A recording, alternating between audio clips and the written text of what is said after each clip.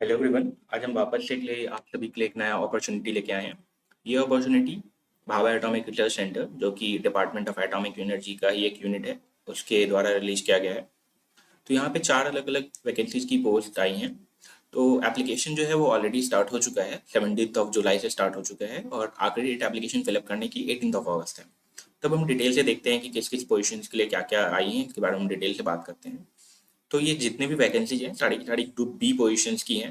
Paramedical जो भी staffs होते हैं उनके लिए है ये। तो इसका रिक्रूटमेंट जो होगा वो 2 जगहों पे होगा। एक होगा BARC सेंटर जो मुंबई में है वहाँ पे, और दूसरा है RMRC यानी रेडिएशन मेडिसिन रिसर्च सेंटर, जो कि कोलकाता में सिचुएटेड है। तो हम बात करते हैं, टोटल 4 पोस्ट हैं। एक है ये जितने भी पोजीशन है कि सब साइंटिफिक असिस्टेंट है, साइंटिफिक असिस्टेंट की पोजीशन है। तो साइकोलॉजिस्ट की पोजीशन है, पैथोलॉजी की है, रेडियोग्राफी की है, और न्यूक्लियर मेडिसिन टेक्नोलॉजिस्ट की है। तो साइकोलॉजिस्ट और पैथोलॉजी में एक एक वैकेंसीज हैं, और रेडियोग्राफी और NMT में दो दो वैकेंसीज हैं।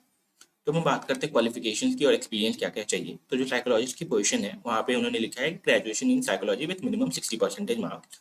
अगर पोस्ट ग्रेजुएशन भी है तो आपको ये चलेगा, या फिर आपको लाइक मिनिमम 50% मार्क्स चाहिए इसमें। और है कि 1 ईयर का आपको हॉस्पिटल एक्सपीरियंस या फिर क्लिनिकल एक्सपीरियंस होना चाहिए पोस्ट ग्रेजुएट, यानी कि आपके मास्टर्स के बाद आपको, अगर आपने 1 साल का एक्सपीरियंस हो तो आपको ज़्यादा प्रेफरेंस दिया जाएगा।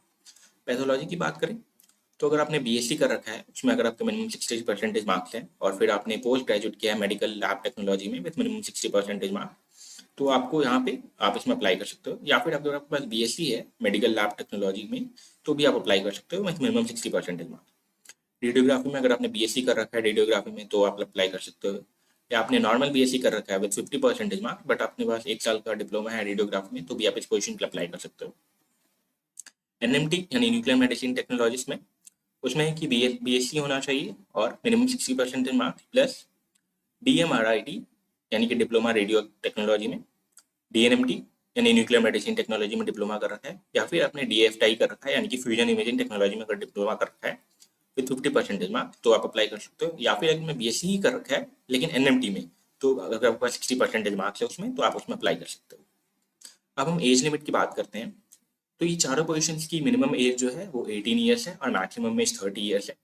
यहाँ पे एंट्री फी है, यानी कि जब आपने ज्वाइन करोगे तो आपको बेसिक सैलरी कितनी मिलेगी यहाँ पे ये मेंशन है।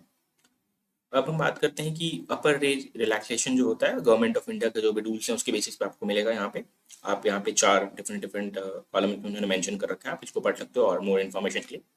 अब हम आते हैं सबसे पहले सबसे इंपॉर्टेंट चीज़ यानी सिलेक्शन मेथड कितना। तो यहाँ पे मेंशन है कि सिलेक्शन मेथड जो होगा, सिलेक्शन कम्प्लीटली इंटरव्यू के आपके परफॉर्मेंस पे डिपेंड किया जाएगा।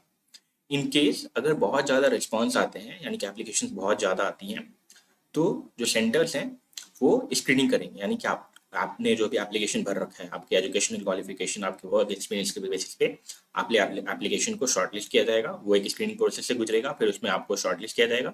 अगर आप शॉर्टलिस्टेड कैंडिडेट्स की लिस्ट में आते हो तो फिर आपको इंटरव्यू के लिए बुलाया जाएगा।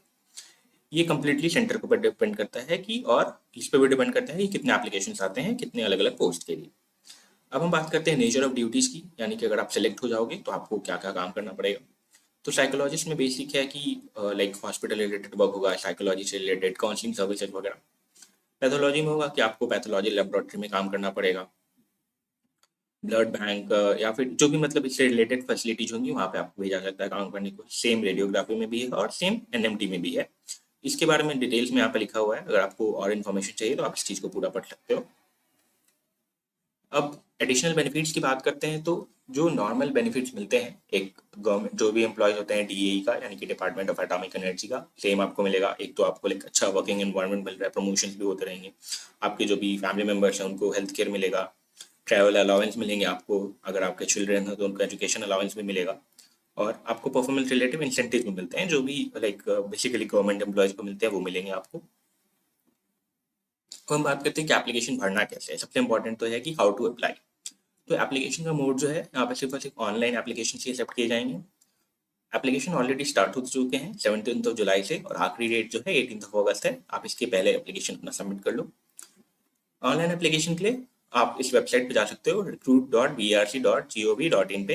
तो वहाँ पे आपको जाकर हाउ टू अप्लाई का एक सेक्शन मिलेगा। आप पोस्ट के थ्रू भी चेक कर सकते हो। यहाँ पर अगर आप देखोगे तो ये DR पोस्ट कोड जो है इसका DR से स्टार्टेड है, TGR01 to 04, आप उसके थ्रू भी वहाँ पे जाके देख सकते हो। अगर आपको एक से ज़्यादा पोस्ट के लिए अप्लाई करना है तो आपको उसके लिए लाइक अलग अलग फी पे करना पड़ेगा। एप्लीकेशन फी की बात करते हैं, एप्लीकेशन फी 150 रुपीज़ है और ये कम्प्लीटली ऑनलाइन है। जो भी कैंडिडेट SC/ST कैटेगरी या फिर अगर आप महिला हो, अगर वुमेन हो, तो आपको फी पेमेंट नहीं करना पड़ेगा। अगर आपने एप्लीकेशन भर दिया बट आप लास्ट डेट के पहले फी पे करना भूल गए तो भी आपका एप्लीकेशन रिजेक्टेड की कैटेगरी में ही आएगा। ये सब बेसिकली एप्लीकेशन कैसे भरना है इसके बारे में इंफॉर्मेशन था। अब हम बात करते हैं कुछ जनरल गाइडलाइंस हैं, जनरल कंडीशन है बेसिकली। तो यहाँ पे एक चीज़ है कि अगर आप कैंडिडेट्स, अगर आप वेट लिस्टेड कैटेगरी में हो तो आपको अपॉइंटमेंट तभी मिलेगा जब आपसे जो मेन लिस्ट में कैंडिडेट्स होंगे उन्होंने उस पोजीशन को नहीं लिया हो तो ही आपको मिलेगा। इसके अलावा यहाँ पे और भी चीज़ें मेंशन है, जैसे कि आपको अपना करेक्ट इन्फॉर्मेशन या एप्लीकेशन फिल करते समय देना पड़ेगा। लास्ट डेट ऑफ एप्लीकेशन जो है 18 अगस्त है, उसके पहले आपको भर देना चाहिए। आपको जो भी लाइक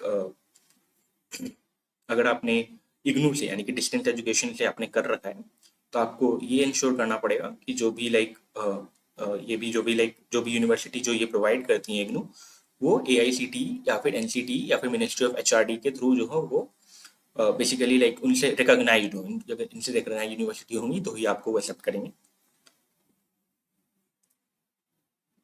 और बाकी गाइडलाइंस भी यहाँ पे मेंशन है, वो आपको देख सकते हो यहाँ पे, लाइक जो भी नॉर्मल सर्टिफिकेट वगैरह चाहिए होंगे आप इसको एक बार अच्छे से गो थ्रू कर लेना। अब हम बात करते हैं कि आपको कौन कौन से सर्टिफिकेट्स चाहिए होंगे। सबसे पहला है कि आपके एजुकेशनल क्वालिफिकेशंस, आपके पास अगर वर्क एक्सपीरियंस हो तो वो, आपने जो भी टेक्निकल क्वालिफिकेशंस कुछ कोर्सेज वगैरह कर रखे हैं वो आपको सेल्फ अटेस्टेड कॉपी यानी कि सिग्नेचर करके वहाँ पे लगाना पड़ेगा। दूसरा है कि अगर आपने इंटीग्रेटेड कोर्स सर्टिफिकेट, अगर लाइक आपको डिप्लोमा कर रखा है या फिर आपने जो भी कोर्सेज कर रखे हैं उसके पासिंग सर्टिफिकेट अप्लाई करना पड़ेगा। डेट ऑफ बर्थ प्रूफ चाहिए, यानी क्लास 10 का आप सर्टिफिकेट लगा सकते हो। फिर अगर आप कैटेगरी से बिलोंग करते हो तो आप कैटेगरी सर्टिफिकेट चाहिए होगा। और बाकी जो भी रिलेवेंट सर्टिफिकेट्स होंगे वो आप यहाँ पे आप अप्लाई कर सकते हो। तो ये बेसिकली इस क्वेश्चन के बारे में इतना ही। तो आपसे उम्मीद है कि आप इस चैनल को लाइक करोगे, इस वीडियो को आप लाइक करो, शेयर करो और अपने दोस्तों को भी लाइक इस चैनल के बारे में बताओ। और आपको अगर और भी इन्फॉर्मेशन चाहिए तो आप हमारे चैनल को ज्वाइन कर सकते हो, टेलीग्राम चैनल को ज्वाइन कर लो जिसका लिंक डिस्क्रिप्शन में दिया हुआ है। Thank you.